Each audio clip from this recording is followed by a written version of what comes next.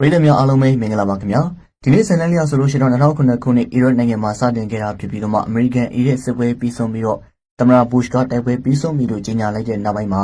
နိုင်ငံကိုပြန်လည်တည်ဆောက်ရေးလုပ်ငန်းတွေစတင်နေတဲ့အချိန်ပဲဖြစ်ပါတယ်ဆိုတော့အဲ့လိုအချိန်မျိုးမှာအမေရိကန်စစ်တပ်ကဆက်စရာဂျန်ရှိန်မက်ဒရနဲ့စနိုက်ပါစာဂျန် access လို့ဆိုလို့ရှိရင်တော့ဒေသနာတွေကပိုက်တိုင်းတည်ဆောက်ရေးနေရာတစ်ခုမှာတိုက်ခိုက်ခံရတာကိုစုံစမ်းဖို့အတွက်ဆေးလွှတ်လိုက်တာဖြစ်ပါတယ်အဲ့ဒီကိုရောက်တဲ့အခါမှာတော့သူတို့နှစ်ယောက်ဟာအလုံသမား6ယောက်နဲ့လုံခြုံရေးအဆောင်တစ်ယောက်စုစုပေါင်း10ယောက်ရဲ့ရုပ်လောင်းတွေကိုတွေ့လိုက်ကြပြီးတော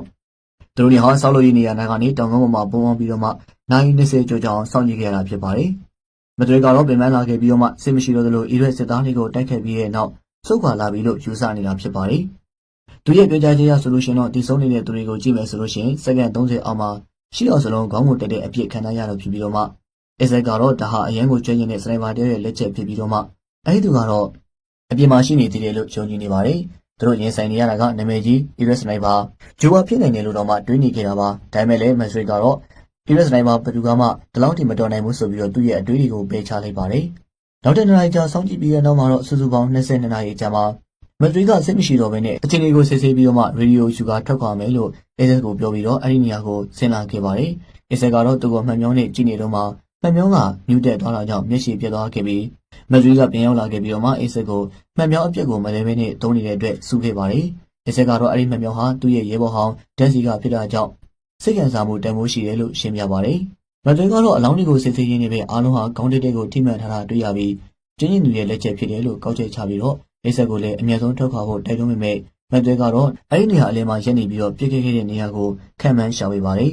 ရုတ်တရက်ပဲမသိတဲ့စနိုက်ပါတယောက်စီကကြည်တဲ့ဟာမက်ဒရီရဲ့ဝမ်းပိုက်ကိုလာရောက်ထိမှန်သွားခဲ့ပြီးအစ်ဆက်ကမက်ဒရီကိုကာရီမို့တဲ့သူ့ရဲ့ကြီးစံတွေကိုရှောင်ရင်းနဲ့ဇက်ဇက်ပြေးလာဖို့အတွက်ရဲရဲတင်းတင်းကြိုးစားခဲ့ပြီးဒါပေမဲ့လည်းကံမကောင်းဆောင်နေပဲစနိုက်ပါဟာသူ့ရဲ့ညာဘက်တွေကိုပစ်လိုက်တဲ့အခါမှာတော့ထိမှန်ပြီးတော့ကျိုးနေတဲ့နေရာတစ်ခုနောက်မှာပုံအောင်လိုက်ရပါတော့တယ်။အဲဒီတရားကြောင့်ပဲမလုံရှားနိုင်တော့ဘဲနဲ့တွေးမထတော့အောင်ပထမဆုံးအနေနဲ့ပေါင်ကိုအဝိစားနဲ့စီးရပါတယ်။မက်ဒရီကတော့ရေဒီယိုကနေအကူအညီတောင်းဖို့ပြောပေမဲ့ကြီးစံကရေဒီယိုအင်တာနက်ကိုပါထိမှန်ပြီးတော့ချိုးဖျက်ထားတာကြောင့်ဆက်သွယ်လို့မရတော့ပါဘူး။မက်ဒရီကတော့သူ့ရဲ့ rifle ကိုလက်ယူဖို့အတွက်အားနေတဲ့ကြိုးပမ်းမှုလုပ်ခဲ့ပေမဲ့လည်းအိဆက်ကတော့လွတ်ရင်သေးလိမ့်မယ်လို့သတိပေးပါတယ်။မက်ဒရီကတော့သွေးများကြီးထွက်လို့မေးလဲသွားခဲ့ပြီးအိဆက်ကလည်းမက်ဒရီကိုကူညီရင်းနဲ့စနိုက်ပါကိုယူဖို့ကြိုးစားနေပါတယ်။သူ့ရဲ့ဒုတိယကကြီးစံကိုဖယ်ရှားပြီးပတ်တီးစီးပေးခဲ့ပါတယ်။မက်ဒရီကိုအော်ခေါ်ပေမဲ့လည်းမကြရတော့ဘဲနဲ့နောက်ပိုင်းမှာတော့အိဆက်ကိုယ်တိုင်နေရင်ကိုမှီပြီးတော့မှပင်မနှွှဲနေတာကြောင့်မေးလဲသွားခဲ့ရပါတယ်။ခဏကြာတဲ့အခါမှာတော့သတိပြန်ရလာခဲ့ပြီးတော့လက်ကင်စကားပြောဆက်ကနေအကြီးတဲ့စလင်းကအရာရှိတယောက်နဲ့ဆက်သွယ်နိုင်ခဲ့ပြီးတော့သူကအသက်အန္တရာယ်ရှိတဲ့အခြေအနေကိုသတင်းပို့က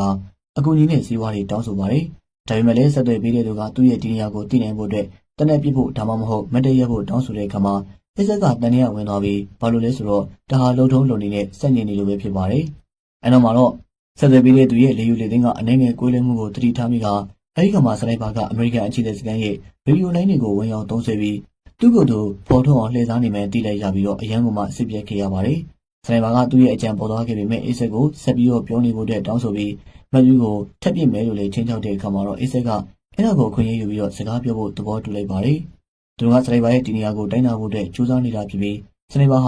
သူဟာယူဒါမှန်အီရတ်လူမျိုးသားဖြစ်တယ်လို့ပြောပေမဲ့အစ်ဆက်ကတော့မယုံကြည်ပါဘူး။သူတို့နိုင်ငံတိုးတက်အောင်လုပ်နေတဲ့သူတွေကိုတက်လို့စနိုက်ပါကိုလှောင်ပြောင်းတဲ့အခါမှာစနိုက်ပါကရီမောပြီးတော့အဲ့ဒီပတ်စံတွေဟာအီရတ်တမဟုတ်ဘဲနဲ့အမေရိကန်အတွက်သာဖြစ်တယ်ဆိုတာသူသိတယ်လို့တုံ့ပြန်ပါတယ်။အစ်ဆက်ကရေတောက်ဖို့တဲ့သူ့ကိုရေဘူးယူတဲ့အခါမှာတော့ကြည်တိမှန်ထားတာကြောင့်အပေါက်ဖြစ်နေတာကိုတွေ့လိုက်ရပြီးစနိုက်ပါကသူဟာအစ်ဆက်ထွက်ပြေးလို့မရအောင်ရေဘူးရေဒီယိုအန်တနာနဲ့ဒူးကိုတမင်တက်ပြေးခဲ့တာလို့ဖွင့်ဟခဲ့ပါတယ်။နောက်ပြီးတော့မက်ဒရီကတော့တန်နောက်ပိုင်းမှာအစ်ဆက်အတွက်ဒုတိယဆုံးရှုံးမှုဖြစ်လာနိုင်မယ်ဆိုတော့ကစနိုက်ပါကသိနေပါတယ်။အစ်ဆက်ဟာမှန်ပြောင်းနဲ့ကြည်နေရင်းနဲ့ပဲစနိုက်ပါကိုအမိုက်ပုံးထဲမှာပုံးနေတာကိုနောက်ဆုံးတော့တွေ့လိုက်ရပြီးတော့သူဟာတင်မင်းတမန်ဂျူပါပဲဖြစ်တယ်လို့ကြွေးကြော်လိုက်ပါတယ်။စနိုက်ပါကဂျူပါမဟုတ်ဘူးလို့ညင်းဆိုခဲ့ပေမဲ့အစ်ဆက်ကတော့စနိုက်ပါဟာ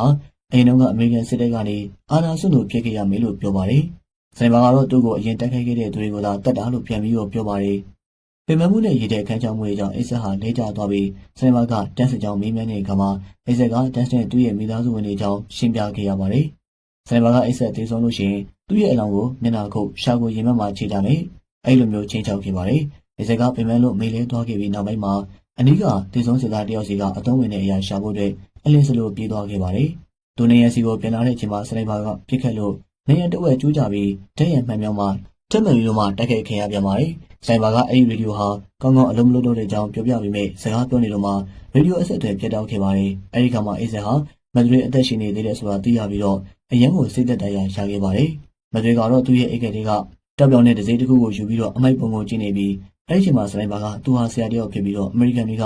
သူ့ရဲ့ကျောင်းသားတွေကိုတက်ခဲ့လို့လက်စားချင်နေရဖြစ်တဲ့အကြောင်းဝေခံပါတယ်။ဖုံဖုံလေးလွမ်းချုံလာတဲ့ချိန်မှာမသွေကအခွင့်အရေးယူပြီးတော့မှသူ့ရဲ့ရိုင်မယ်ကိုဖြည်းဖြည်းချင်းလှမ်းယူပါတယ်။အေးဆက်ကစနိုက်ပါကိုအာယုံပြောင်းဖို့ကြိုးစားနေတော့မှမသွေကနေရန်နောက်ကိုကုန်းကွာသွားရင်းနဲ့ပဲအမိုက်ပုံကိုမျက်စိမှိတ်ပြီးတော့ပစ်လိုက်ပါတယ်။ဒါပေမဲ့လည်းစနိုက်ပါရဲ့ကြည်တဲ့ဟာမသွေရဲ့ဖေဖေပကုံးကိုထိမှန်သွားခဲ့ပြန်ပါတယ်။အေးဆက်ကအိမ်မြန်ချင်းနဲ့စိတ်ရှိတဲ့အကြောင်းဖော်ပြခဲ့ပေမဲ့စနိုက်ပါကသူ့ကိုပြန်ဝင်ပြီးမယ်လို့ပြောပြီးတော့သူ့အိမ်မြန်ချင်းစိတ်မရှိဘူးလို့ခံစားမိတဲ့အကြောင်းပြောပါတော့တယ်။စနိုက်ပါကအေးဆက်ကိုဘာကြောင့်အီရန်မှာဆက်နေတာလဲလို့မေးတဲ့အခါမှာတော့အေးဆက်ကသူဟာတင်းကိုတက်ခဲ့တာလို့ဝန်ခံလိုက်ရပါတယ်။ရန်သူစနိုက်ပါကိုပြစ်ဖို့တဲ့ကြိုးစားရင်းနဲ့တင်းကိုထိမှန်သွားခဲ့တာဖြစ်ပြီး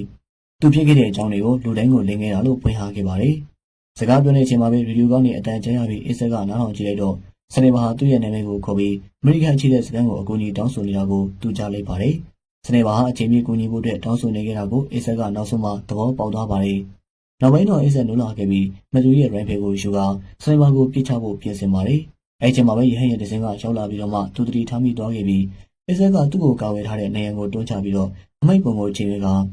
စနိုက်ပါကသူ့အချိန်ပြည့်ဟန်ဆောင်နေခဲ့တာပါလို့ဖော်ထုတ်ခဲ့ပါတယ်။စနိုက်ပါဟာနှစ်ချက်ပြစ်ပေမဲ့လွဲသွားခဲ့ရပြီးအေးဆက်ကပြန်ပြီးတော့ပြစ်လိုက်ပါတယ်။ဘာမှမဖြစ်တာကြောင့်သူ့ရဲ့ပြစ်ချက်ကထိမှန်သွားပြီဖြစ်ပြီးစနိုက်ပါသေးတာဒါမှမဟုတ်ဒဏ်ရာရတာတခုခုဖြစ်ပြီလို့ယူဆခဲ့ပါတယ်။ရဲရင်စင်းလာပြီးစစ်သားတွေကသူ့ကိုထမ်းတင်နဲ့တဲဆောင်သွားပါတယ်။သူစနိုက်ပါအကြောင်းကိုသတိပေးဖို့ကြိုးစားခဲ့ပေမဲ့ရရှိကိုကောင်းကောင်းဆက်သွယ်ပြောဆိုနိုင်ခြင်းမရှိပါဘူး။ရဲရင်တော့သွားပြီးတဲ့နောက်မှာတော့စနိုက်ပါကရုတ်တရက်ပြစ်ခတ်လိုက်ပြီးလေရင်မှုကိုထိမှန်ကရဲရင်ကမြေပေါ်ပြစ်ကြပြီးတော့မှပါလာသူတွေအားလုံးတေဆုံးခဲ့ပါတယ်။ဇလန်ရဲ့အဆုံးသတ်မှာတော့စနိုက်ပါဟာအမေရိကန်စစ်ဌာနချုပ်ကိုထပ်မံကယ်ဆယ်ရေးဖွဲ့ဆေးလုပ်ပေးဖို့ခေါ်ဆိုလိုက်ပြီးတော့သူ့ကိုယ်သူလည်းအမေရိကန်စစ်သားဖြစ်ဟန်ဆောင်ကထောင်ချောတိတိကိုစီစဉ်လိုက်တဲ့စက်ဝင်ခံလေးနဲ့ပြီးဆုံးခဲ့ပါတယ်။ဒီဇလန်တွေကစစ်ပွဲတွေကအမှန်တရားတွေနဲ့ဖုံးဝယ်ထားတဲ့နာကျင်မှုတွေကိုမြင်သာအောင်ပြသခဲ့တဲ့ဆေးလူရှာစက်ဝင်ခံလေးပါတဲ့ဇလန်လေးတစ်ခုပဲဖြစ်ပါတယ်ခင်ဗျာ။